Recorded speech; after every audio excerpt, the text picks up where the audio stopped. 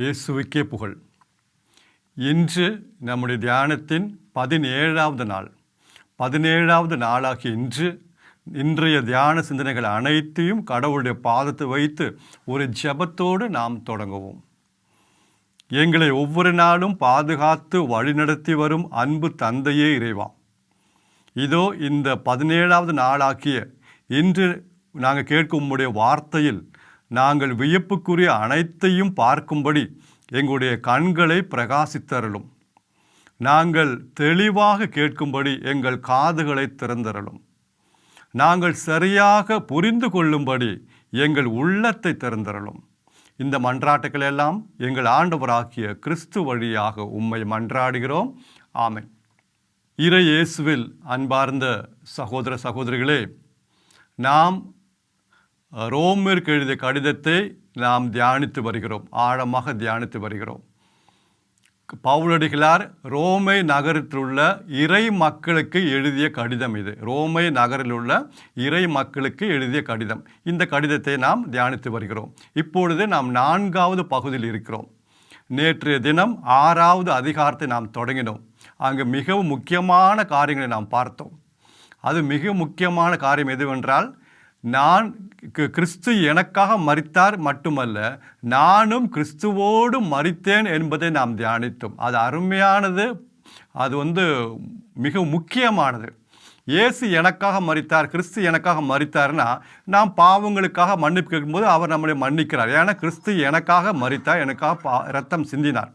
ஆனால் நான் கிறிஸ்துவோடு மரித்தேன், அவரோடு நான் சிலுவையில் அறையப்பட்டேன் என்ற மாபெரும் உண்மையை நாம் தெரிய வரும்பொழுது அந்த வாழ்க்கை, தூய்மையான வாழ்க்கை, கிறிஸ்தவ வாழ்க்கை நாம் வாழ முடிகிறது. இப்படி தான் கிறிஸ்தவ வாழ்க்கையை நாம் தொடங்க முடியும், வாழ முடியும். அதுதான் மிக முக்கியமானது. அன்பான சகோதர சகோதரிகளே, உண்மையை நாம் அறியும் போது உண்மை நமக்கு விடுதலை தரும். யோவான் நற்செய்தி 8வது அதிகாரம் 32வது வசனம், உண்மையை நீங்கள் அறிவீர்கள், அந்த உண்மை உங்களுக்கு விடுதலை தரும். யோவான் 8:32. ஆக சில காரியங்களை நாம் அறிந்து கொள்ள வேண்டும், உண்மையை நாம் அறிந்து கொள்ள வேண்டும். அது நேற்று தினம் பார்த்தோம். மிக முக்கியமாக 3 உண்மைகளை, 3 சத்தியங்களை நாம் அறிந்து கொள்ள வேண்டும். நேற்று தினம் பார்த்தோம், மீண்டும் நான் சொல்ல இப்போ விரும்பவில்லை. அது 6வது அதிகாரம் வசனத்தை மட்டும் சொல்கிறேன். ரோமேர் 6வது அதிகாரம் 3வது வசனம், 6வது வசனம், 9வது வசனம். 3வது வசனம், 6வது வசனம், 9வது வசனம். இந்த 3 காரியங்களை நாம் நன்றாக அறிந்திருக்க வேண்டும், நாம் தெரிந்து கொள்ள வேண்டும். நேற்று நாம் தியானித்தோம், சிந்தித்தோம் இந்த 3 காரியங்கள். அதே மாதிரி இன்னொரு காரியம் நாம் எண்ணிக்கொள்ள வேண்டும். கன்சிடர் யுவர் செல்ஃப், எண்ணிக்கொள்ள வேண்டும். அது என்னது? அது 11வது வசனம். ரோமையர் 6வது அதிகாரம் 11வது வசனம். அதை எண்ணிக்கொள்ள வேண்டும். அதாவது பாவத்தை பொறுத்தமட்டில் நீங்கள் இறந்தவர்கள், செத்தவர்கள், இனி கிறிஸ்துவோடு இணைந்து கடவுளுக்காக வாழ்கிறீர்கள் என்று எண்ணிக்கொள்ளுங்கள். பாவத்தை பொறுத்தமட்டில் நீங்கள் இறந்தவர்கள், செத்தவர்கள். அப்படின்னா இனிமேல் நாம் பாவமே செய்ய முடியாதா? அப்படி கிடையாது. பாவத்தை பொறுத்தமட்டும் நீங்கள் இறந்தவர்கள் சொல்லும்பொழுது பாவமே செய்ய முடியாது என்ற அர்த்தம் அல்ல. இனிமேல் நாம் பாவம் செய்ய தேவையில்லை. இனி நாம் பாவம் செய்ய தேவை, நாம் பாவத்திற்கு அடிமை கிடையாது. நாம் பாவம் நம்மை நோக்கி வரும்போது நாம் நோ என்று சொல்லலாம், நான் வரமாட்டேன்னு சொல்லலாம். அந்த ஒரு வல்லமை நாம் பெற்றிருக்கிறோம். பாவத்திற்கு என் மேலே அதிகாரம் கிடையாது. ரோமர் 6வது அதிகாரம் 2வது வசனத்திலையும் இந்த வசனம் வருகிறது. பவுலடிகள் சொல்லுவார், நீங்கள் பாவத்தை பொறுத்த மட்டும் செத்தவர்களாக இருப்பின் எப்படி நீங்கள் பாவத்தில் தொடர முடியும்? 2வது வசனமும், பாவத்தை பொறுத்த மட்டும் நீங்கள் செத்தவர்களாக இருப்பின் எப்படி நீங்கள் பாவத்தில் தொடர முடியும்? அதே போல் 11வது வசனத்திலையும் பாவத்தை பொறுத்த மட்டும் நீங்கள் இறந்தவர்கள் என கருதி கொள்ளுங்கள், கிறிஸ்துவோடு இணைந்து கடவுளுக்காக வாழுகிறோம் என்பதை எண்ணிக்கொள்ளுங்கள். எண்ணிக்கொள்ளுங்கள். கிறிஸ்துவோடு இணைந்த வாழ்வு. இனி நான் கடவுளுக்காக வாழ்கிறேன். இப்போ இனி பாவம் செய்ய முடியாதுல்ல, பாவம் செய்ய தேவையில்லை. ஒரு பையனுக்கு கல்யாணம் ஆச்சுன்னா இனி அவன் பழைய வாழ்க்கைக்கு போகவே முடியாதுன்னு சொல்ல முடியாது. அவன் நினச்சா பழைய வாழ்க்கைக்கு, பழைய கேர்ள் ஃப்ரெண்டை போகலாம். ஆனால் இனிமேல் அவன் நினச்சிக்கணும், நான் திருமணமானவன், எனக்கு ஒரு புதிய வாழ்க்கை கிடச்சிருக்கு, இனி நான் ஒரு உடன்படிக்கை, ஒரு பொண்ணோட உடன்படிக்கை செய்து கொண்டுள்ளேன், இனி நான் பழைய வாழ்க்கை நான் போகக்கூடாது. போக முடியாதுங்கிறது வேற, போகக்கூடாது. நன்றாக கவனித்துக் கொள்ளுங்கள். அப்போ அந்த 11வது வசனம், பாவத்தை பொறுத்தமட்டில் நீங்கள் இறந்தவர்கள் கிறிஸ்துவோடு இணைந்து ஒரு புதிய ஒரு வாழ்க்கை, கிறிஸ்துவோடு சேர்ந்து ஒரு பையன் பொண்ணோடு இணைந்து வாழ்வது போல கிறிஸ்துவோடு இணைந்து நாம் கடவுளுக்காக வாழ்கிறோம் என்று எண்ணிக்கொள்ளுங்கள். அதோடு நாம் நிறுத்தணும். இப்போ அடுத்தது 12வது வசனமும் 13வது வசனத்திற்கு நாம் வருவோம். இந்த 12வது வசனமும் 13வது வசனமும் நான் சுருக்கமாக சொல்லுகிறேன். ஏன்னா படித்தா நீங்கள் ஒரு வேளை புரியாமல் இருக்கலாம். சுருக்கமாக சொன்னால் கொஞ்சம் எளிதாக புரியும். ஒரு எடுத்துக்காட்டோட சொன்னால் இன்னும் நல்லா புரியும். அதாவது பவுலடியார் சொல்கிறார், பாவம் உங்களை நோக்கி வரும்பொழுது பாவத்தோடைய இச்சைகளை நிறைவேற்ற உங்களை நோக்கி வரும். ஏன் வரும்னா, உங்களுடைய உடல் உறுப்புகள் அந்த பாவத்திற்கு தேவை. பாவத்தோடைய இச்சைகளை நிறைவேற்ற உங்களுடைய உடல் உறுப்புகள் அந்த பாவத்திற்கு தேவை. அது கேட்டு வரும். உன்னுடைய உடல் உறுப்பு எனக்கு ஒப்புவை, எனக்கு கொடு அப்படின்னு அப்போ நீங்கள் ஒப்படைக்காதீர்கள். பாவத்திற்கு உங்களுடைய உடல் உறுப்புகளை ஒப்படைக்காதீர்கள். மாறாக என்ன செய்யணுமா, கடவுளுக்கு ஒப்படைங்கள். கடவுள் உங்கள் உறுப்புகளை, உங்கள் உடலை தமக்கென்று கருவியாக பயன்படுத்தும்படி இனிமேல் கடவுளுக்கு உங்கள் உடல் உறுப்புகளை ஒப்படைங்கள். இப்போ என்ன உடல் உறுப்புகளை ஒப்படைப்பது, பல முறை கேட்டிருக்கோமே அப்படின்னு உங்களுக்கு சந்தேகம் வரும், கேள்வி வரும். அதாவது ஒரு எடுத்துக்காட்டு சொல்கிறேன். இங்கே உடல் உறுப்புகளை, என்னுடைய உடலை ஒப்படைப்பது என்றால் என்ன அர்த்தத்தில் பவுலடிகளார் சொல்கிறார். இங்கே ஆங்கிலத்தில் ஈல்டு என்ற வார்த்தை மிகவும் பொருத்தமானது. ஈல்டு யுவர் மெம்பர்ஸ், ஈல்டிங் அப்படின்னா விட்டு கொடுங்கள். ஒப்படையுங்கள் என்று சொல்வதை விட, ஒப்புவீங்கள் என்று சொல்வதை விட விட்டு கொடுங்கள். உங்களுடைய உறுப்புகளை கடவுளுக்கு விட்டு கொடுங்கள். ஒரு எடுத்துக்காட்டு, உங்கள் வீட்டில் 3 வயசு ஒரு சிறுவன் இருக்கான். 3 வயசு சிறுவன், அவன் நடக்கிறான், ஓடுறான், செய்கிறான். நீங்கள் எங்கேயோ வெளியே போகணும், ஒரு வெளியூர் போகணும். அப்போ அவனை நீங்கள் என்ன செய்யணும், குளிப்பாட்டணும், ட்ரெஸ் எல்லாம் போட்டு கொடுக்கணும். நீங்கள் குளிப்பாட்டணும், ட்ரெஸ் எல்லாம் போட்டு கொடுக்கணும். அப்போ அவன் சில பசங்க பார்த்தீங்கன்னா குளிக்கிறதுனாலே அடம் பிடிப்பாங்க, எங்கேயாவது ஓடுவாங்க, நம்மளை பிடிச்சி இழுத்து நம்ம அவங்களை குளிப்பாட்டணும். சில பசங்க அப்படி இருக்காங்க. ஆனால் இந்த சிறுவன், உங்கள் வீட்டில் சிறுவன், 3 வயசு சிறுவன், அருமையான சிறுவன். அவனை குளிப்பாட்டும் போது அவன் அப்படியே நிற்கிறான். அவங்க அம்மா அவனை குளிப்பாட்டுறாங்க, நீங்கள் அவனை குளிப்பாட்டுறீங்க, சோப்பெல்லாம் போட்டு தண்ணி ஊற்றி அவன் அப்படியே நிற்கிறான். அவன் விட்டு கொடுக்குறான். அவனுடைய உடலை அவன் உங்களுக்கு குளிப்பாட்டுறதுக்காக, தூய்மையாக்குவதற்காக விட்டு கொடுக்குறான். நீங்கள் சோப்பு தண்ணியெல்லாம் ஊற்றி அவன் நல்லா தூய்மையாக்குறீங்க, குளிப்பாட்டுறீங்க. அப்புறம் ட்ரெஸ்ஸை போட்டு கொடுக்குறீங்க. ட்ரெஸ்ஸு போட்டு கொடுக்கும்போதும் அவன் அப்படியே அவன் உடலை, கை எல்லாம் விட்டு கொடுக்குறான். தாய் அம்மா அவனுடைய உடலை பயன்படுத்தும்படி, அவனுடைய உடலை என்னென்ன செய்யணுமோ அதெல்லாம் செய்யும்படி, குளிப்பாட்டுறதுக்கும் ட்ரெஸ்ஸு போடுறதுக்கும் அவன் விட்டு கொடுக்குறான். தாய்க்கு என்ன செய்யணுமோ தாய் செய்யலாம், அதான் விட்டு கொடுப்பது, ஈல்டு பண்ணுறது. ஒப்படைக்கணும் இந்த அர்த்தம் தான் இங்கே வருது, விட்டு கொடுப்பது. அன்பான சகோதரர்களே, இப்படி நாம் கடவுளுக்கென்று நம்முடைய உடலை, நம்முடைய உடல் உறுப்புகளை அவர் பயன்படுத்தும்படி, இங்கே தாய் அவனை குளிப்பாட்டுறதுக்கும் எல்லாம் தாய் செய்கிறான். அவன் ஒன்றும் செய்யலை, அவன் விட்டு கொடுக்குறான். தாயோடைய விருப்பம் தான் அங்கே நடக்குது. தாய் என்ன செய்யணுமோ அந்த தாய் செய்கிறான், அந்த அம்மா செய்கிறாங்க. அதே போல் கடவுளுக்கு என்ன செய்யணுமோ கடவுள் செய்வார். நாம் என்ன செய்யணும், கடவுள் என்ன எதிர்பார்க்குறாரு, நம்முடைய உடல் உறுப்புகளை நாம் அவருக்கு விட்டு கொடுக்கணும். ஒவ்வொரு நாளும் நான் விட்டு கொடுப்பேன். ஆண்டவரே, இன்றைக்கு என்னுடைய உடல் உறுப்பை நான் விட்டு கொடுக்குறேன், உமக்கு நான் தருகிறேன், நீங்கள் என்னை பயன்படுத்துங்க, நீங்கள் என்னை பயன்படுத்துங்க, இந்த உடல் உறுப்பை பயன்படுத்துங்க. பாவத்தை நான் விட்டு கொடுக்க மாட்டேன். ஒவ்வொரு நாளும் இதை சொல்லுங்கள். காலையில் எழுந்துச்சு சொன்னால் ரொம்ப நல்லாயிருக்கும்.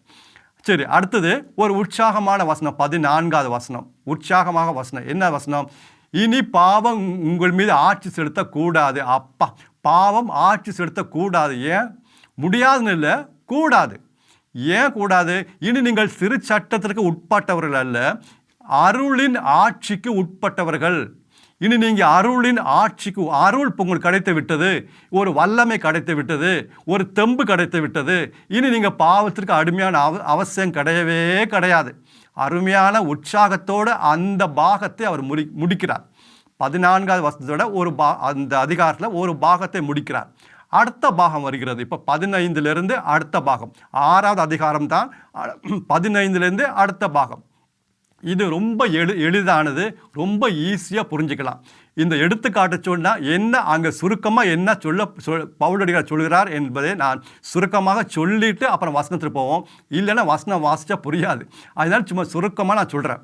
அதாவது இங்கேயும் உங்கள் உடல் உறுப்புகளை ஒப்படைங்கள் மீண்டும் வருகிறது. 15வது வசனத்திலிருந்து மீண்டும் அது வருகிறது.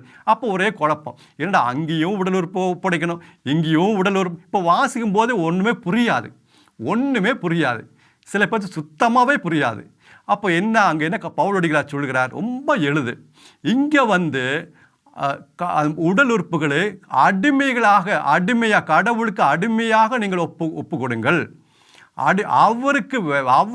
அவருக்கென்று அவருடைய வார்த்தையை கடைபிடிக்க, அவருடைய வார்த்தைக்கு நாம் கீழ்ப்படிய, நம்முடைய உடல் உறுப்புகளை ஒரு அடிமையாக நாம் ஒப்படைக்க வேண்டும். அப்படின்னா ஒரு எடுத்துக்காட்டு சொல்கிறேன், ரொம்ப ஈஸியாக நமக்கு புரியும், ஒன்றும் பிரச்சனை இல்லை. முன்னாடி எடுத்துக்காட்டில் நம்ம என்ன பார்த்தோம், விட்டு கொடுப்பது. குழந்தை 3 வயசு சிறுவன் என்ன செய்கிறான், விட்டு கொடுக்குறான்.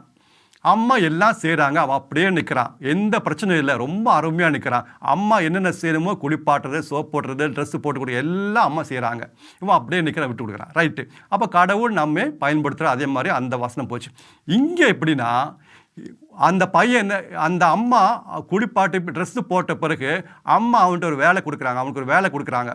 டேய், இந்த பிளேட்டு கீழே இருக்கிற இந்த பிளேட்டை எடுத்து அந்த டேபிள் மேலே போய் வைடா, கீழே இருக்கிற இந்த பிளேட் எடுத்து அந்த டேபிள் மேலே போய் வைப்பா. உடனே அந்த சிறுவன் அந்த 2 கரங்களால் குனிந்து அந்த பிளேட்டை எடுக்கிறான். 2 கரங்களை பயன்படுத்தி அந்த பிளேட் எடுத்து கால்களால் நடந்து போய் அந்த டேபிள் மேலே அந்த பிளேட்டை வைக்கிறான்.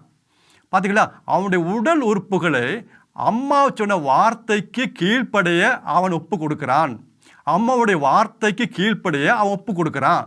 முன்னாடி அவன் விட்டு கொடுப்பது, கடவுள் அவனை பயன்படுத்தினார், அம்மா அவனை பயன்படுத்தினார், அம்மாவுக்கு பிடிச்சதெல்லாம் செஞ்சாங்க.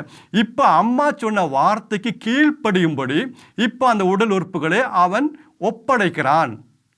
பார்த்தீங்களா, அதுதான் அதுக்கும் இதுக்குள்ள வித்தியாசம். இப்போ நம்ம இது 15வது வசனத்தை நம்ம பார்ப்போம். இப்போ நமக்கு ரொம்ப எளிதாக புரியும். ஏன்னா கீழ்ப்படிய, கடவுளுடைய வார்த்தைக்கு கீழ்ப்படிய, கடவுளுடைய கட்டளை கீழ்ப்படிய நம்முடைய உடல் உறுப்புகளை நாம் ஒப்படைப்பது, கடவுளுக்கு அடிமையாக்கி கொள்வது. அந்த வார்த்தை அடிக்கடி வருவதாக தான் சொல்கிறேன், அடிமையாக்கி கொள்வது. இப்போ 15வது வசனத்திலிருந்து நாம் பார்ப்போம். அதாவது அருள், இனி நாம் அந்த 14 வசனத்தோடு அவர் கனெக்ட் பண்ணுறாரு.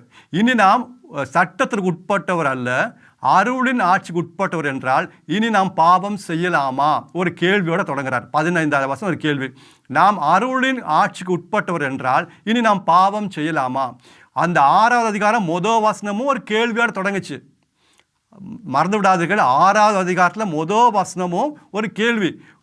அருள் பெருக வேண்டும் அப்படின்னா நாம் பாவம் செய்யலாமே, பாவத்தில் தொடரலாமா? அருள் பெறுவதற்காக நாம் பாவத்தில் நிலைத்து நிற்கலாமா, பாவத்தில் தொடரலாமா? அதுதான் முதல் கேள்வி. அங்கே 6வது அதிகாரத்தில் முதல் வசனத்தில். இங்கே 15வது வசனத்தில் கேள்வி கொஞ்சம் வித்தியாசமானது. அந்த கேள்வியிலே வித்தியாசம் இருக்குது. நன்றாக கவனிங்கள், கேள்வி வித்தியாசம் இருக்குது. இங்கே அருளின் ஆட்சிக்கு உட்பட்டவர் என்றால் நாம் பாவம் செய்யலாமா, அங்கே பாவத்தில் தொடரலாமா, இங்கே பாவம் செய்யலாமா? அங்கேயும் ஒருபோது கூடாது, இங்கேயும் ஒருபோதும் கூடாது. இங்கே ஒரு பாவம் கூட செய்யக்கூடாது. அங்கே பாவத்தில் தொடரலாமா, நிலைத்து நிற்கலாமா? நோ. இங்கே பாவம் செய்யலாமா? நோ. ஒருபோதும் ஒரு பாவம் கூட செய்யக்கூடாது. அந்த ஒரு அந்த ஒரு 100% அந்த எய்ம் பண்ணும்.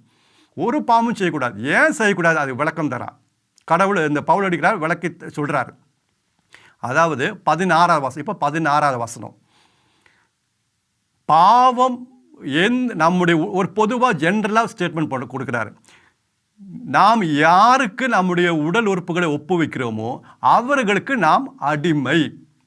யாருக்கு அல்லது எதற்கு நம்முடைய உடல் உறுப்புகளை நாம் ஒப்படைக்கிறோமோ அவர்களுக்கு அல்ல அதற்கு நாம் அடிமை சொல்லிட்டு அவர் என்ன சொல்கிறாரு, இப்போ நீங்கள் பாவத்திற்கு உங்களுடைய உடல் உறுப்புகளை ஒப்படைத்தால் உங்களுக்கு நீங்கள் சாவீர்கள். பாவத்திற்கு அடிமையாக உங்களுடைய உடல் உறுப்புகளை நீங்கள் ஒப்பு கொடுத்தால் நீங்கள் சாவீர்கள். மாறாக கடவுளுக்கு உங்கள் உடல் உறுப்புகளை ஒப்பு கொடுத்தால் நீங்கள் கடவுளுக்கு ஏற்புடையர் ஆகுவீர்கள். ஒரு ஜென்ரலாக ஸ்டேட்மெண்ட், கடவுளுக்கு ஏற்புடையர். அப்போ யாருக்கு உங்களுடைய உடல் உறுப்புகளை ஒப்படைக்கிறீங்க? பாவத்திற்கா அல்லது கடவுளுக்கா? யாருக்கு நீங்கள் அடிமையாக போகிறீங்க? பாவத்திற்கா அல்லது கடவுளுக்கா? அடுத்தது 17வது வசனமும் 18வது வசனமும் சேர்ந்து இருக்கிறது. இப்போ ரோமேர் உள்ள இறை மக்களை பார்த்து அவர் சொல்கிறார், நீங்கள் ஒரு காலத்தில் பாவத்திற்கு அடிமைகளாக இருந்தீர்கள். பாவத்திற்கு அடிமையாக இருந்தீர்கள். ஆனால் இறை வார்த்தை உங்களிடம் சொன்னபோது, இறை வார்த்தை உங்களிடம் போதித்த போது, கேட்ட பொழுது நீங்கள் அந்த இறை வார்த்தைக்கு நீங்கள் கீழ்ப்படிந்தீர்கள். பார்த்தீங்களா? கீழ்ப்படிந்தீர்கள். யூ ஒபேய்டு. நீங்கள் கீழ்ப்படிஞ்சீங்க.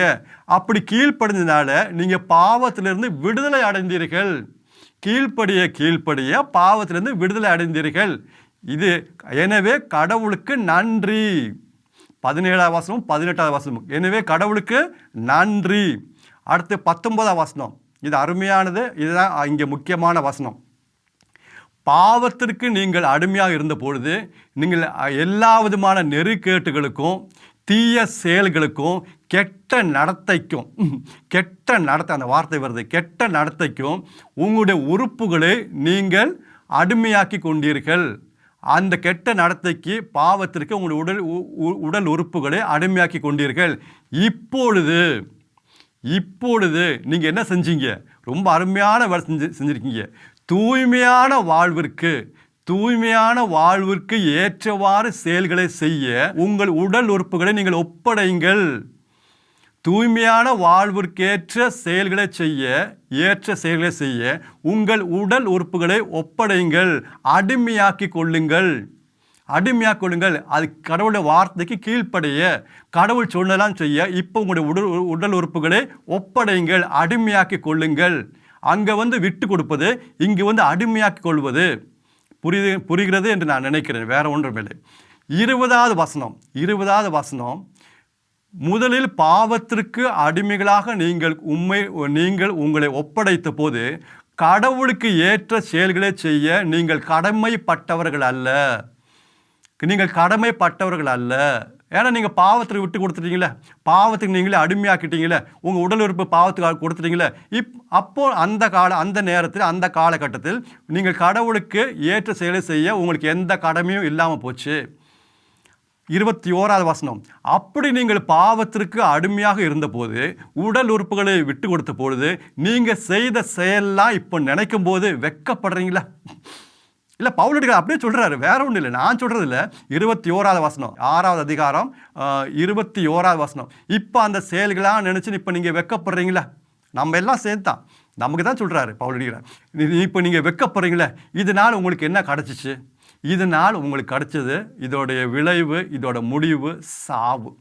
வெட்கப்பட்டீங்க, எல்லாம் நினச்சி இப்போ வெட்கப்படுறீங்க. அது நினைக்கும் போதெல்லாம் வெட்கமாக இருக்குது. அருவருப்பான காரியங்கள், அசிங்கமான காரியங்கள் உங்களுடைய பேச்சிலும் சிந்தனையிலும் செயலிலும் எல்லாம் அருவருப்பான காரியங்கள் இப்போ நினச்சி நீங்கள் வெட்கப்படுறீங்க. இதனால் உங்களுக்கு என்ன தான் கிடைக்குது? சாவு தான். இதோட முடிவு என்ன? சாவு. மிகவும் எச்சரிக்கையான வார்த்தைகள். ஓகே, 22ஆவது வசனம். ஆனால் நீங்கள் பாவத்திலிருந்து விடுதலை அடைந்தால் இனி பாவம் உங்கள் மேலே அதிகாரம் கிடையாது. இனி நீங்கள் பாவத்திலிருந்து விடுதலை அடைந்து கடவுளுக்கு நீங்கள் உங்களையே அடிமையாக்கி கொண்டீர்கள். இப்போது நீங்கள் பாவத்திலிருந்து விடுதலை அடைந்து கடவுளுக்கு உங்கள் உடல் உறுப்புகளை அடிமையாக்கி கொண்டீர்கள். எனவே இப்போ உங்களுக்கு கிடைப்பது பயன் என்னது? இப்போ தூய்மையான வாழ்வு, அதோடைய முடிவு நிலை வாழ்வு. ஃபஸ்ட்டு தூய்மையான வாழ்வு, அதோட முடிவு நிலை வாழ்வு, இட்டர்னல் லைஃப். எப்போது நாம் நம்முடைய உடல் உறுப்புகளை கடவுளுக்கு நாம் அடிமையாக்கி கொள்கிறோமோ, அவருடைய வார்த்தையை கடைப்பிடிக்க நாம் அடிமையாக்கி கொள்கிறோமோ, ஒவ்வொரு நாளும் எழுந்து ஆண்டவரே இன்றைக்கு நான் என்னுடைய உடல் உறுப்பை உமக்கு நான் தருகிறேன், நீங்கள் உம்முடைய வார்த்தையை கடைப்பிடிக்க நான் என்னுடைய உடல் உறுப்பை நான் ஒப்படைக்கிறேன் என்று சொல்லி ஒவ்வொரு நாளும் ஒப்படைக்கும் பொழுது முதலில் விட்டு கொடுப்பது, ரெண்டாவது ஸ்டேஜ், ஹையர் ஸ்டேஜ் விட்டு கொடுப்பது மட்டுமல்ல, ரெண்டாவது ஸ்டேஜுக்கு வரணும். குளிக்கும்போது நின்று கொடுப்பது, குளிக்கும்போது அந்த சிறுவன் விட்டு கொடுப்பது மட்டுமல்ல, அடுத்து கீழ்ப்படியணும். அந்த உடல் உறுப்புகளை அவன் அம்மா சொல்கிறதெல்லாம் கீழ்ப்படியணும். சும்மா எப்பவுமே விட்டு கொடுப்பதில்லை, அவன் செய்ய வேண்டிய காரியங்கள் உண்டு.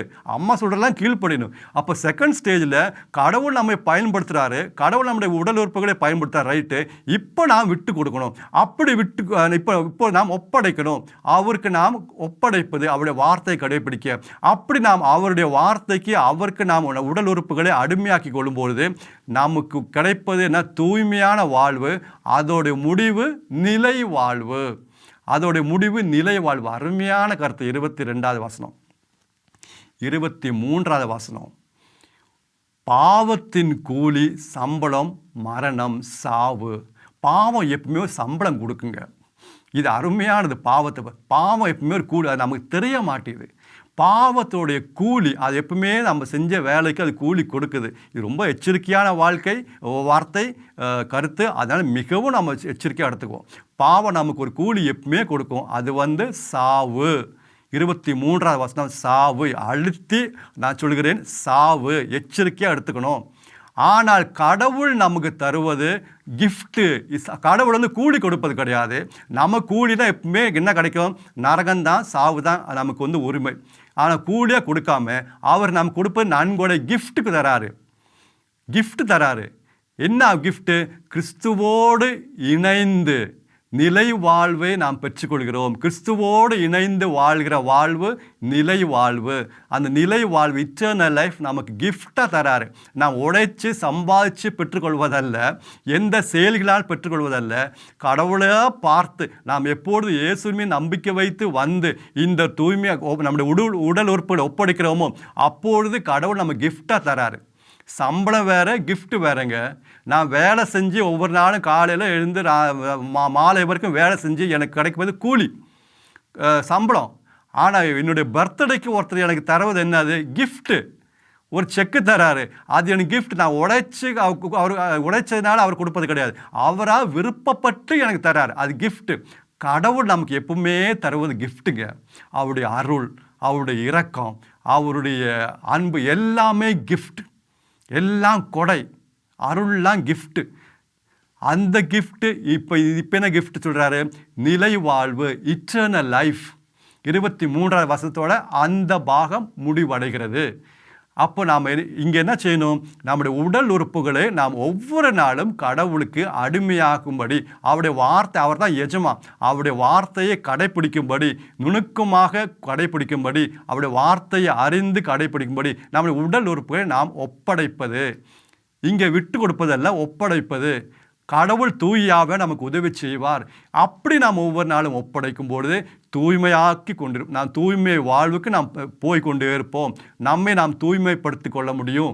ஒரு பரிசுத்தமான வாழ்க்கை நமக்கு வாழ முடியும். கடவுள் நமக்கு தூயாவை நமக்கு உதவி செய்கிறார். அதெல்லாம் 8வது அதிகாரத்தில் தூய ஆவியானவரை பற்றி நாம் ஆழமாக 8வது அதிகாரத்தை நம்ம தியானிக்க இருக்கிறோம்.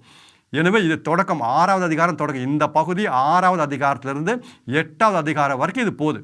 அதனால தயவு செய்து ஒவ்வொரு நாளும் நாம் தியானிக்கிற அந்த இறை வசனங்கள் பைபிளை திறந்து எடுத்து வாசிங்க.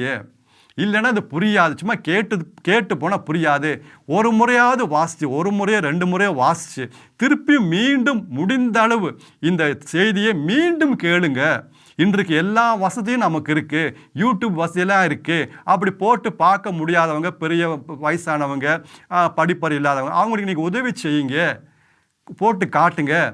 அன்பார்ந்தவர்களே, ஒரு முறை வாசித்து நம்ம திருப்பி இந்த செய்தியை கேட்கும்போது அருமையாக நமக்கு புரியும். ரொம்ப லைட்டாக எடுத்துக்க வேணாம். ஏதோ அரசாங்க தேர்வுலாம் எழுதும்போது நம்ம எவ்வளோ தயார் பண்ணுறோம், எவ்வளவு கஷ்டப்பட்டு படிக்கிறோம். ஒரு வேலை வாய்ப்பு, ஒரு தேர்வுனா நம்ம எவ்வளோ முயற்சி பண்ணுறோம், கஷ்டப்படுறோம். புரியாதுல கூட எங்கேயாவது போய் கேட்டு தெரிஞ்சுக்கிறோம் சில விஷயங்கள்லாம். அந்த மாதிரி இதுவும் கடவுள் நமக்கு கொடுத்த ஒரு அருமையான ஒரு வாழ்வு. இந்த உலகத்தை விட்டு போகிறதுக்கு முன்னாடி இந்த வாழ்க்கையை நாம், இந்த நற்செய்தியை நாம் அறிந்து இந்த முழுமையான இந்த வாழ்க்கையை நாம் வாழ்ந்து தான் இந்த உலகத்தை விட்டு போக வேண்டும். அவருடைய திட்டத்தை முழுமையாக நிறைவேற்றிய பிறகு தான் இந்த உலகத்தை விட்டு நாம் போக வேண்டும். அதுக்கு தான் இந்த ரோமருக்கு திருமுகம் தூய ஆவியானவர் உங்களுக்கும் எனக்கும் இந்த தவ காலத்தில் கொடுத்திருக்கிறார். அதுக்காக நன்றி செலுத்துவோம். ஜெபிங்க. அன்பிறைவா, இந்த இறைவார்த்தையை மீண்டும் மீண்டும் நாங்கள் அறிந்து கொள்ளவும், ஆழமாக அறிந்து கொள்ளவும், ஆழமாக புரிந்து கொள்ளவும், எங்களுடைய நடைமுறை வாழ்க்கை இதை கடைபிடிக்கும் எங்களுக்கு வேண்டும் தேவையான அருளை தாங்க அப்படின்னு ஜெபிச்சிங்கன்னா நிச்சயமாக இப்பொழுது கடவுள் நம்முடைய ஜெபத்தை கேட்பார். ஏன் தெரியுமா?